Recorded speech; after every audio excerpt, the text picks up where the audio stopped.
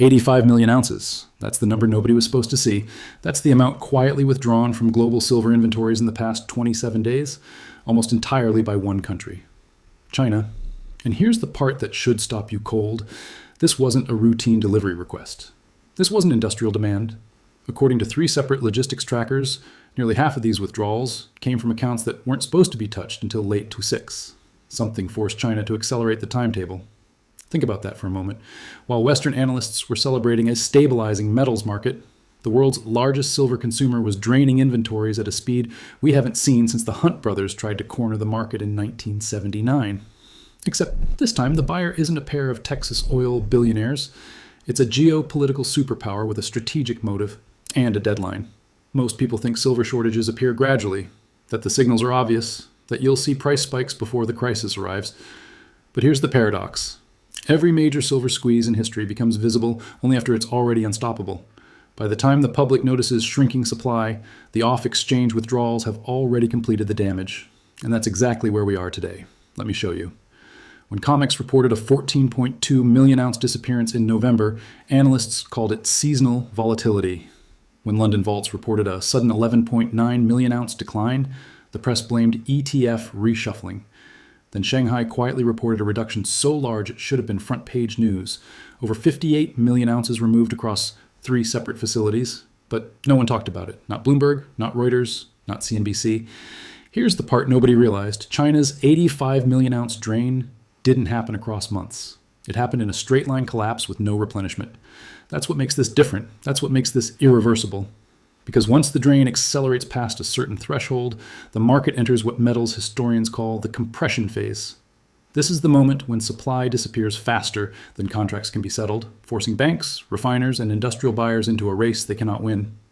We saw the same compression pattern in 1967, when the U.S. Treasury lost control of silver inventories, 1979, when COMEX suspended trading to stop the hunts, 1998, when Warren Buffett's 130 million ounce purchase shocked the market, 2021, when global fabrication demand outpaced mining output for the first time in decades. But here's the difference. In all previous squeezes, the drain came from investors or industrial consumers. This time, the drain is coming from a sovereign nation that controls the world's largest solar panel industry, the world's largest electronics supply chain, the world's largest EV manufacturing base, and 35% of global silver refinery capacity. This isn't a buying spree. This is strategic acquisition. And if China is draining supply this aggressively, that tells us one thing. Someone, somewhere, has already defaulted on a major silver delivery obligation, because sovereigns don't pull forward 2026 contracts unless someone upstream has failed to deliver. And when a delivery failure occurs in a thin market like silver, the shock travels instantly across the entire system. Let me show you how that shock spreads. When a refinery can't secure metal, they buy from vaults. When vaults get drained, banks scramble to source off exchange. When banks can't source off exchange, they bid for futures contracts. When futures get stressed, shorts panic. When shorts panic, price becomes vertical. That's the 4-stage squeeze. It's mechanical. It's mathematical. And once the drain exceeds 60 million ounces in a 30-day window, historically, the squeeze cannot be contained. We just crossed 85 million. Understand what that means? The surge hasn't started yet. We haven't seen the panic bids. We haven't seen the forced cover. We haven't seen the industrial desperation that turns a manageable problem into a global emergency. But the fuse is burning. And the reason nobody can stop this squeeze is brutally simple. You cannot print silver. Mining output is flat. Recycling is stagnant. Industrial demand is exploding. And China just removed more metal in 27 days than global miners produce in an entire month. By the time the West reacts, the window will already be closed. And I'm going to show you why the world is about to enter the most violent silver repricing event since 1979, and why no central bank, no regulator, no commodity exchange can stop the mechanism that has already begun. Here's the part nobody realized. China's 85 million ounce withdrawal didn't just hit inventories, it disrupted the timing of the entire global silver system. Because silver doesn't move randomly, it moves in scheduled flows. Every refinery, every industrial buyer, every bullion bank builds its operations around a predictable rhythm. Extraction, refining, allocation, delivery, refill. Break one link in that chain and the whole system fractures. Break 3 links at once and the market enters critical failure mode. China just broke all 3. Think about that for a moment. When 85 million ounces leave the system without warning, Everything downstream loses balance. Factories that depend on silver for solar cells, medical instruments, batteries, and electronics suddenly face shortages. Refineries must bid higher to secure remaining stock. Banks must cover obligations that were safe only as long as the system stayed stable. But stability is gone now. Let me show you how deep the fracture goes. According to shipping manifests from Qingdao, Ningbo, and Shenzhen, three of China's largest precious metals ports, incoming supply for December fell by 41% compared to the monthly average. At the same time, outbound withdrawals hit a 3-year high. That reversal has never happened before, not even during the 2020 supply shock. This is what traders call a double inversion event. When imports fall and withdrawals spike, it signals one thing: a sovereign entity is prioritizing hoarding over trade, and when the world's largest consumer does that, everyone else suffers the consequences. The United States, Japan, South Korea, Germany, Mexico, all of them depend on stable silver flows to keep key industries alive. And when the flow stops, something else begins: the scramble. Look at the data. COMEX registered inventories just fell below 24,000 ounces, the lowest level since 2016. London vaults are down more than 325 million ounces from their 2021 peak. Shanghai's commercial silver stockpiles have hit a structural floor not seen in over a decade. This is what a forced squeeze looks like. But here's the part the media will never say aloud. The banks are exposed. For the past decade, major bullion banks have operated on a fractional reserve silver system. They sell paper contracts representing ounces that may or may not exist in physical form. As long as demand stays moderate and withdrawals remain predictable, the system works. But when withdrawals surge by 85 million ounces in under a month, the system fails, and the panic begins inside the vaults, not outside them. Let me show you how the math works. If a bank holds 10 million ounces but has issued 60 million ounces in derivative exposure, the entire system functions only as long as the majority of holders choose cash settlement instead of physical delivery. But when a sovereign like China starts demanding physical, the ratio collapses. 9 out of every 10 ounces promised cannot be delivered. Think about that for a moment. Silver isn't like gold. Gold can sit in vaults untouched for years, but silver is consumed permanently by industry. Once it's used in a solar panel or a smartphone or medical device, it's gone forever. Global inventories shrink every year, mining supply stays flat, industrial demand rises relentlessly, and the banks have been pretending this imbalance doesn't matter. Now reality is here. The 85 million ounce drain triggered something known in systemic risk modeling as a supply cascade, a chain reaction where one major buyer sets off a wave of defensive buying across the entire market. The same pattern appeared in 1967 when the U.S. Treasury lost control of silver stocks. It appeared again in 1979 when COMEX was forced to change the rules mid-squeeze. And it appeared in 2011 when silver briefly spiked toward $50 on nothing but ETF-driven demand. But this time is different. This time, the squeeze isn't being driven by hedge funds or retail investors. It's being driven by sovereign reserves, industrial stockpiling, refinery shortages, a decade of underinvestment in mining, and the bank's over-leveraged paper market. This is why the market can't stop what's coming. Because even if the price rises, even if regulators intervene, even if governments attempt to calm the situation, none of that produces new metal. Silver supply is geological, not political, and the geological reality is brutal. The world is mining less high-grade silver every year while consuming more than ever. The deficit has persisted for 4 consecutive years. 2026 is projected to be the 5th. And now, with 85 million ounces gone in less than 30 days, the deficit may accelerate into something we haven't seen before, a structural collapse in available supply. Here's what that means for you. When the scramble begins, the public notices last. By the time price spikes hit the headlines, industrial buyers have already locked up supply. By the time ETFs start tightening supply, banks have already covered their shorts. By the time your broker emails you, the window is gone. The squeeze is not coming. The squeeze has begun. Here's the part nobody understands. An 85 million ounce drain isn't just a shortage, it's a liquidity rupture. The moment when the physical market and the paper market stop communicating with each other. And once that rupture opens, nothing on earth can close it. Let me show you why. For decades, silver's price has been controlled by derivatives, futures, options, swaps, unallocated accounts. These instruments created the illusion of abundant supply because banks could sell silver that didn't actually exist. That illusion collapses the moment physical demand overwhelms paper promises. And China's withdrawal wasn't just overwhelming, it was catastrophic. Think about this for a moment. COMEX's entire deliverable supply sits around 24 million ounces. China just removed more than 3 times that amount from global circulation in a single strategic move. That's not a withdrawal, that's a declaration. Because if physical metal becomes scarce enough, banks must do something they fear more than price spikes.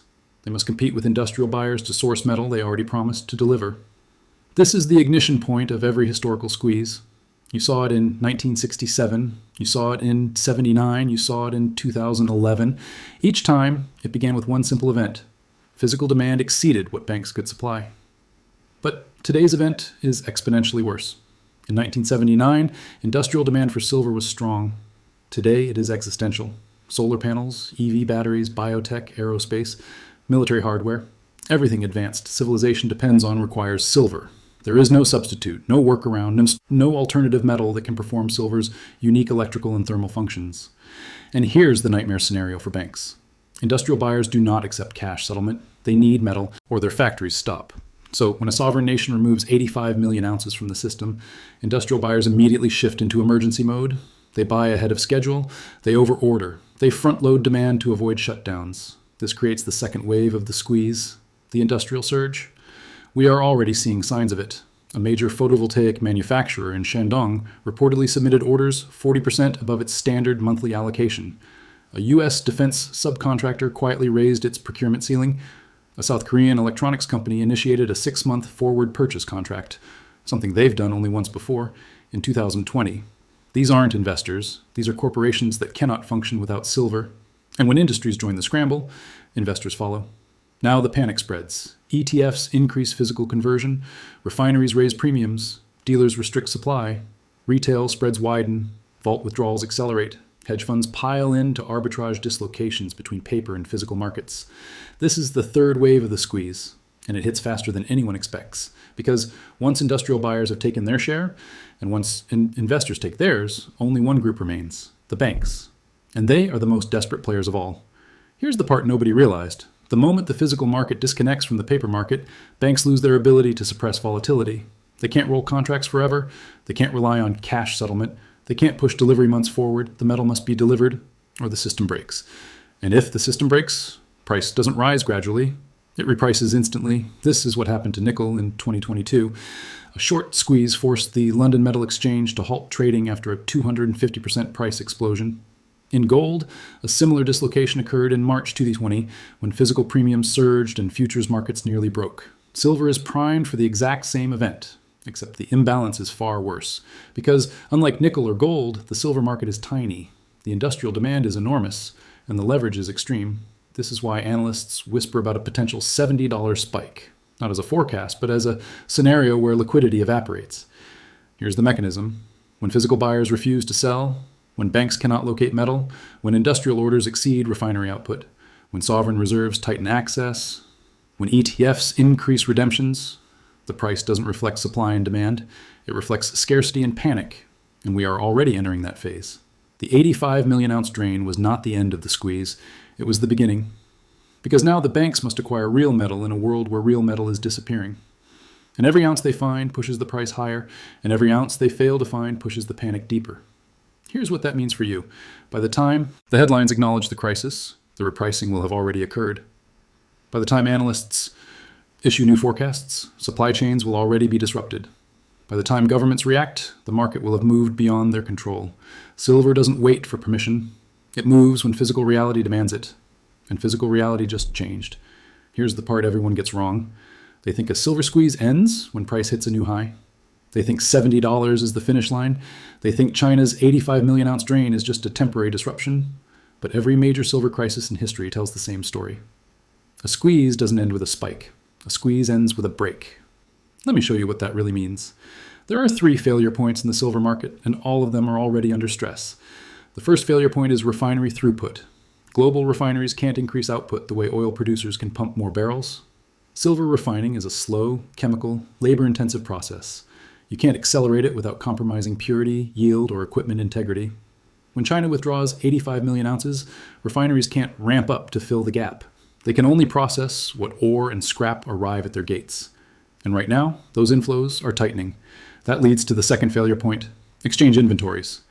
COMEX, registered silver continues to drain quietly, week after week. London Vault reports show multi-year lows. The Shanghai inventories that once acted as a buffer have been shrinking since the fourth quarter. The world's 3 largest price-setting hubs are simultaneously running lean. something that has only happened twice in modern history. In both previous cases, silver experienced a violent, disorderly repricing. But the third failure point is the one nobody wants to talk about. It's the derivatives structure. Most silver contracts are never delivered. They're rolled, offset, or cash settled. That works perfectly. Until one moment. The moment when the people holding contracts insist on physical delivery because they believe supply is about to run out. That moment creates a chain reaction. Banks scramble, hedgers panic, industrial users bypass exchanges and bid directly in the physical market. ETFs face redemption pressure that forces them to source metal at any price. Dealers impose strict limits or shut down orders entirely, and the paper market loses control of price discovery. You're watching the early stages of that breakdown right now. Premiums are diverging from spot. Large industrial buyers are securing forward contracts. Governments are increasing strategic reserves quietly. Chinese buyers are paying above-market premiums to secure shipments before they leave ports. This isn't normal market behavior. This is pre-breakdown behavior, the kind that only appears when participants no longer trust the system's ability to deliver. Think about that. A market based on paper contracts cannot survive when the metal those contracts represent is disappearing. A price system built on leverage cannot survive when physical reality intrudes. A supply chain optimized for stability cannot survive when a sovereign nation removes tens of millions of ounces without warning. This isn't investor fear. This is structural failure. And structural failure doesn't taper off. It accelerates. The next stage of the squeeze is brutally simple. Banks will chase metal they can't find. Industries will compete with banks and outbid them. Governments will intervene and make the shortage worse. The public will panic and buy whatever is left. Dealers will drain inventory within hours. Premiums will disconnect from spot entirely. And once that happens, $70 stops being a prediction. It becomes a side effect. Because in a true physical shortage, the price doesn't rise linearly. It jumps, just like Palladium did in 2019, just like nickel did in 2022, just like silver did in 1979 when the market froze and repriced overnight. And here's the part no one wants to admit. China's 85 million ounce withdrawal was not the peak. It was the trigger. The world has entered a phase where silver demand is compounding and silver supply is contracting. Every month that passes pushes the system closer to a point where paper promises can no longer paper over physical reality. That is the real squeeze. Not $70, not a headline, not a short-term rally. The real squeeze begins when the world discovers that the metal it assumed would always be available no longer is. And when that realization hits, the shift will be permanent. Industries will redesign supply chains. Governments will secure long-term contracts. Investors will treat silver as a strategic asset, not a commodity. Banks will rethink their exposure or retreat entirely. The revaluation won't be temporary. It will define the next decade. Because markets can forgive volatility, they can forgive speculation, they can forgive mispricing, but they cannot forgive scarcity, and scarcity is here. You're watching the first chapter of a global repricing event that no institution can stop. Not the banks, not the exchanges, not the analysts, not the governments. China took 85 million ounces. The world now has to pay whatever the market demands to replace them. And the market is about to become unforgiving. The squeeze isn't coming. It has already begun.